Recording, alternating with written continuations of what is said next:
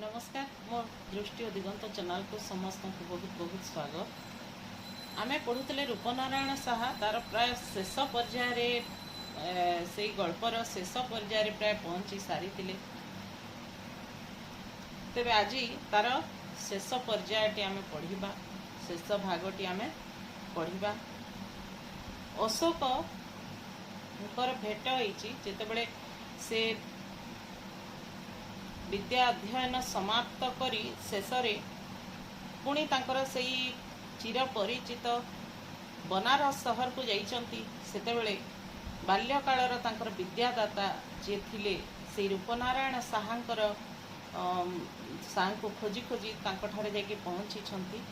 अब केमिति हिसाब रे तांकर विद्यादाता सहित तांकर साक्षात होईची ताहा तो एपर्यंत तुम्हें जानी सारी जड़े रिक्सावाला भूमिका अवतीर्ण होती रूपनारायण साहा। दारिद्र्यर कषाघात माने दारिद्र्य मनीष को क्यों भाव में रूपांतरित करे क्यों स्थान रे पहुँचाई दिए तार एक सफल रूपायन करिसंती।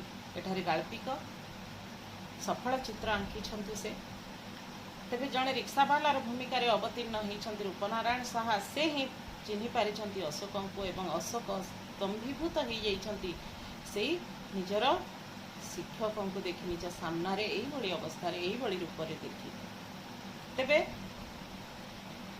तांको सह अनेक आलाप आलोचना करिसंती। से परस्पर जीवन कहानी शुणिछंती किंतु थरे मात्र पचारि नाहंती रूपनारायण अशोक को जे तुम्हें एबे कौन करुछ तुम्हार वृत्ति कौन क्यों चाकरी तुम्हें करुछ ए विषय थरे मात्र पचारि नाहंती। किंतु पचारि नाहंती बोली भल करिसंती बोली कहिसंती अशोक मने मने भाबिसंती जदि पचारि थांते से निश्चित भाव में अशोक को घृणा करिथांते। तांकर छात्र अशोक आज जे शिक्षा विभाग एक गुरुत्वपूर्ण पदवी अधिष्ठित आउ से मानक पई से भली ऑफिसर पद रे अधिष्ठित थिबा व्यक्ति मानक पई ही तांकर आज ये दुरवस्था ए विषय जेबे जानी थांते रूपनारायण ताहले निश्चित भाव में अशोक को घृणा करिथांते यह भाविछंती अशोक। आउ तांको ठारू फेरी आसीबा परे कोन हेची कौन भाभी थांते से हुए तो घृणा करी थांते मते भल होईची ता जानिबार सुविधा पाई नाहंती। से जड़े हत्याकारी भीरु संकुचित विवेक नहीं चली अशोक निजक जड़े हत्याकारी भाव में ग्रहण कर एवं से ही हत्याकारी गोटे भीरु संकुचित मन नहीं से आग को गति कर किए मु चमकी पड़ली हठात मोर मन है मोर कान पाखे किए जड़े फिस फिस कर कहूँ ए दोष तोर एका नुहे रे अशोक ए मूर्खता ए समग्र अंध जाति आज अंध हो जाइए।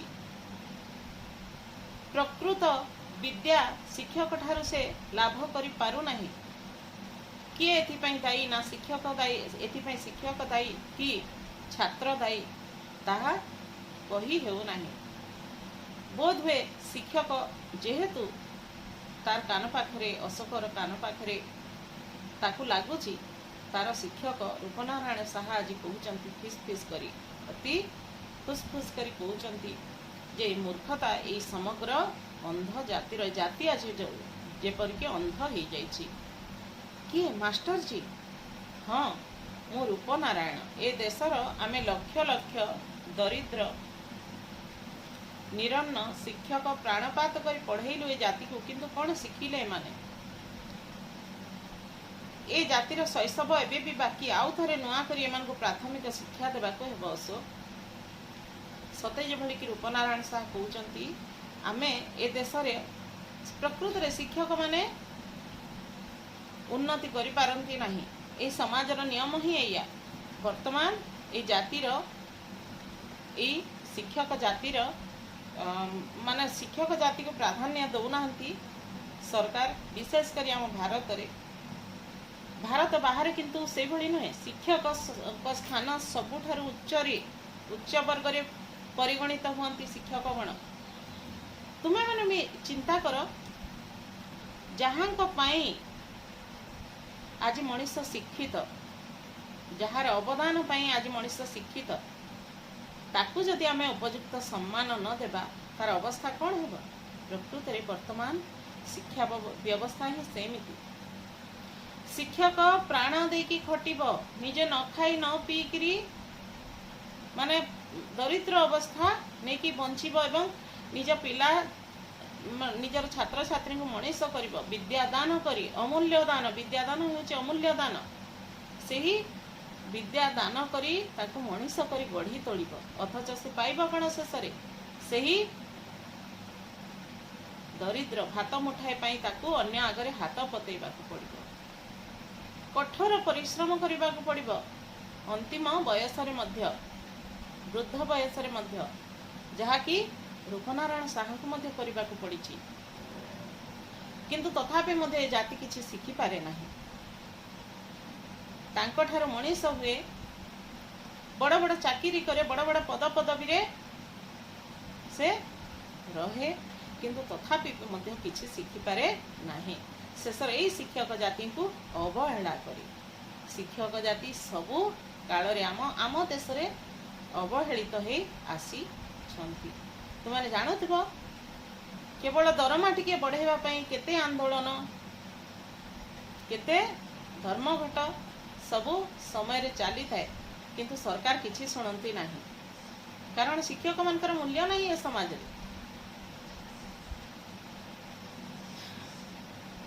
तेणु तार अंतरात्मा कहूँ, अशोकर अंतरात्मा कहूँ सते जे भली कि रूपनारायण साहा आसिक ताको कहउचंती ए जातिर शैशव एबे भी बाकी, ए जातिर से पिला समय एबे भी सरी जाए नहीं, तार शैशव एबे भी बाकी, आउ थरे समान को प्राथमिक शिक्षा देवा को पड़िबो। तार अंतरात्मा कहूँ, अंतरात्मा भितरे सते जे भली कि तार शिक्षक तार विद्यादाता रूपनारायण आसिक कहउचंती, किंतु रूपनारायण तमे ना ए जातिर जनक, तमे ही तो मनीष कर जाति को, से पुणी कहते हे रूपनारायण माने तार अंतरात्मा कहूँ जे रूपनारायण निज को निजे पुणी कहते रूपनारायण तमे ही जातिर जनक, तमे ही तो मनीष कर जाति को शिथिलता कहीं आज आज केमिति एते दुर्बल पलटि जाउछ, एते शिथिल पलटि जाउछ, तमर से लंबा बेतटा अनेक छोट मास्टर जी एही समय अशोक अंतरात्मा तार शिक्षक को कहूँ तमर जो से लंबा बेतटा जो छात्र मान पिटिबा उद्दिष्ट थिला, तांको दंड देवाई उद्दिष्ट थिला, तांको भल रास्ता को आनिबा पई जो उद्दिष्ट थिला, सेही लंबा बेतटा अनेक छोट मास्टर जी ताहा किछि काम देब नाही, सेटा को फिंगी दे ता बदले गोटे खूब लंबा चाबुक धर,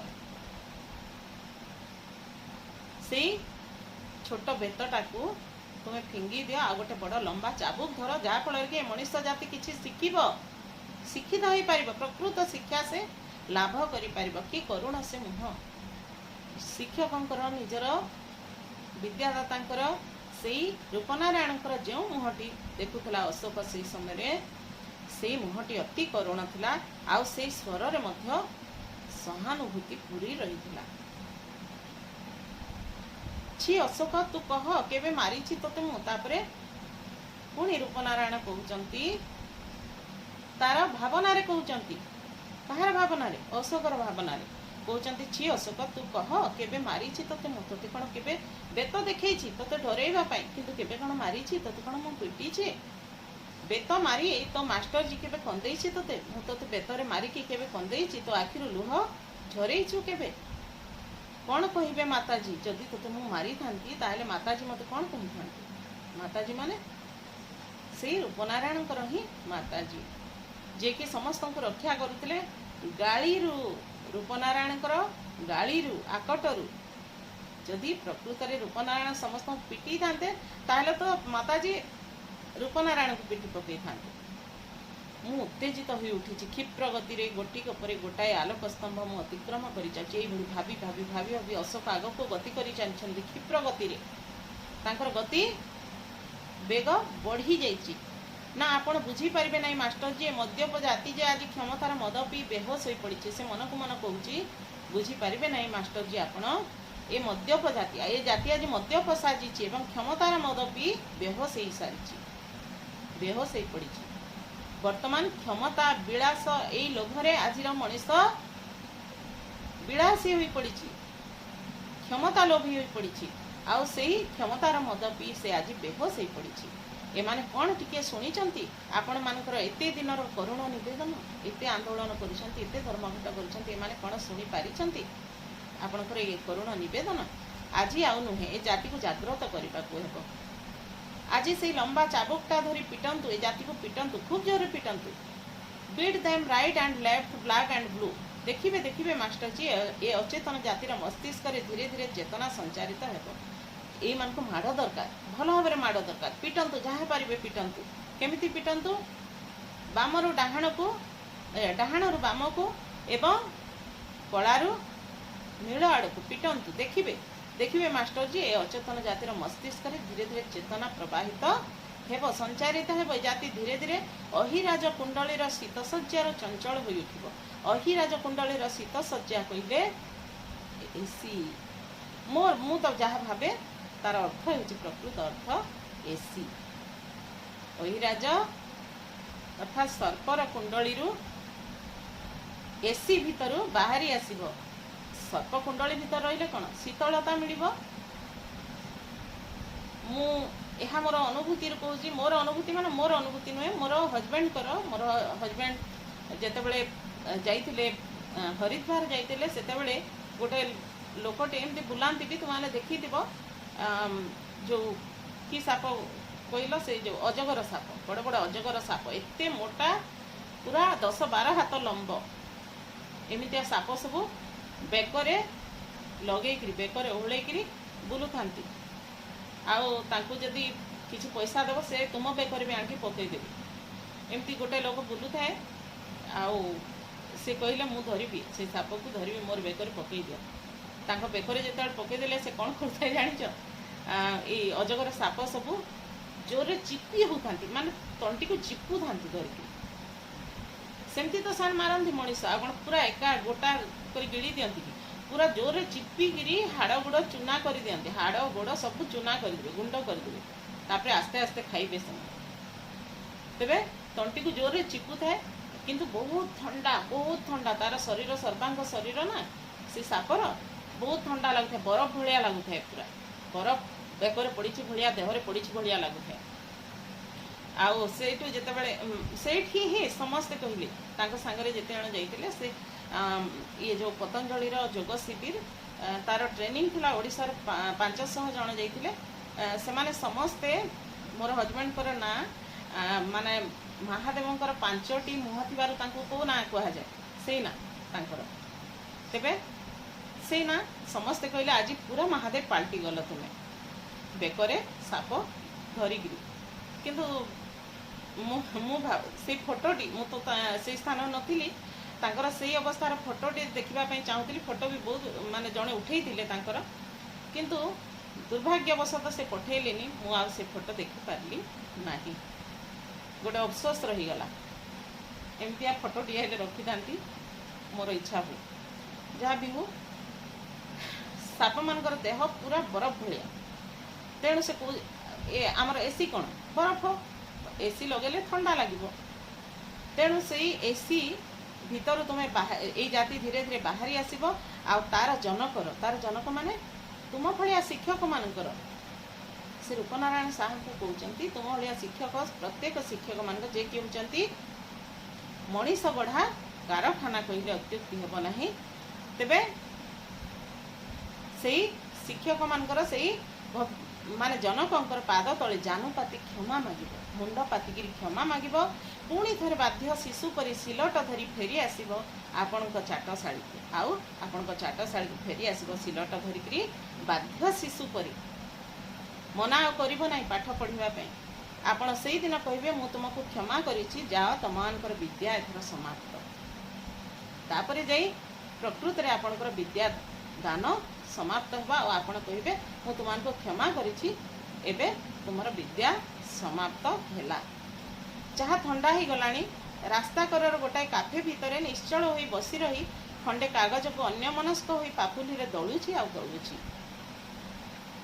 तापरे तापर समय कथा एटा माने केतेबेले भाबुछंती अशोक सब कथा से गोटे काफे भितर बसिचंती निश्चल होकर बसी रहिचंती एवं अन्य मनस्क चा कपे ପାଇଁ ऑर्डर करिचंती चा आसिलाणी चा ठंडा ही गलाणी अथच से हाथ में खंडिया कागज धरिकी दौड़ुचंती ताकू दला चकटा करुचंती भल भाव मंथी दौचंती पूरा से कागजर अवस्था माने कहिले न सरे से कागज को माने हाथ पापुली मैला लगी भी ता मैला हो गलानी आ सेमिति भी मैला कागज खंडिए थिला आ से मैला कागज गोटे गुड़ा करिचंती ताकू गोटे गुड़ा करके फिंगी देइचंती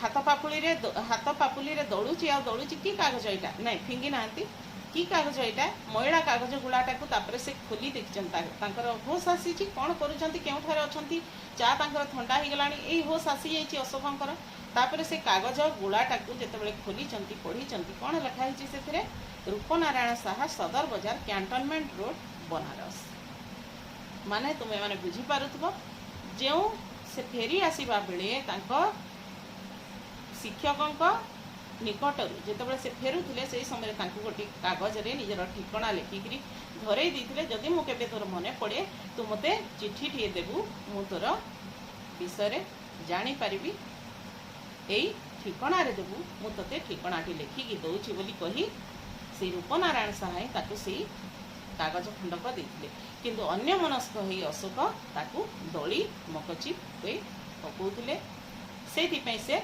मध्य अनुतप्त हेले तेबे सरला आमर ये गल्पटी निश्चित भाव में गल्पटी तुमको भल लगी भावुची आउ आधुनिक शिक्षा व्यवस्था उपरे आक्षेप करिसंती एठारे गाल्पिक बहुत सुंदर गल्पटी तेबे गल्पटी जदि भल लगी लाइक टी करबा पे मोटे भूलिब नै मोर चैनल जदि नुआ थिबो तुमाने माने परवर्ती वीडियो सब देखिबा पई एई चैनल को सब्सक्राइब करने मोटे भूल ना सब्सक्राइब कला पाखरे थिबा बेल आइकन आ ऑल को दबे देबो फले मोर नुआ नुआ वीडियो गुड़िक जेते मु अपलोड करी तुम निकट शीघ्र पहुँची जीव कमेंट बॉक्स रे निश्चय जनइब केमिति लागुची आ केमिति कले वीडियो आ टिके भल लागंता तुमनकर सुविधा असुविधा सब विषय में लिखि जनइब मते परवर्ती समय जहाँ असुविधा थी तुम मुझे दूर करने प्रयास करी रहुची परवर्ती समय आउ किसी नुआ विषय सहित नुआ टॉपिक सहित